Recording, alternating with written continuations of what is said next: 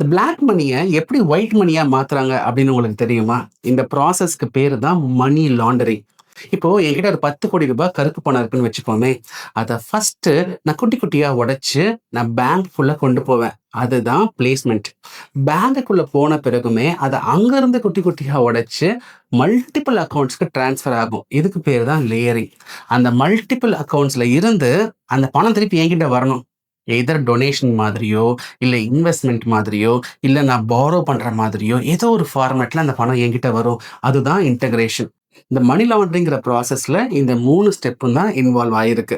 இந்த மணி லாண்டரிங்கிறது பார்த்தீங்கன்னா, ஒரு டிரான்ஸ் நேஷனல் கிரைம். எல்லா நாட்டிலயுமே இந்த ப்ராப்ளம் இருக்கு. இந்த ப்ராப்ளம தடுக்கிறதுக்காக தான் 2002லயே பிரிவென்ஷன் ஆஃப் மணி லாண்டரிங் ஆக்ட்ன்னு கொண்டு வந்து 2012ல அந்த ஆக்ட்டின் மூலியமா என்ஃபோர்ஸ்மென்ட் டைரக்டரேட்டுக்கு நெறைய பவர்ஸுமே குடுத்திருக்காங்க. இத பத்தின டீட்டெயில்டு வீடியோ நம்மளுடைய யூடியூப் ஹிட்லிஸ்ட் பிளேலிஸ்ட்ல நான் பண்ணியிருக்கேன். இது யுபிஎஸ்சி எக்ஸாம்க்கு ரொம்ப முக்கியம். இத பத்தி டீட்டெயில்டா நீங்க பார்க்கணும்னா எங்க சேனல நீங்க விசிட் பண்ணலாம்.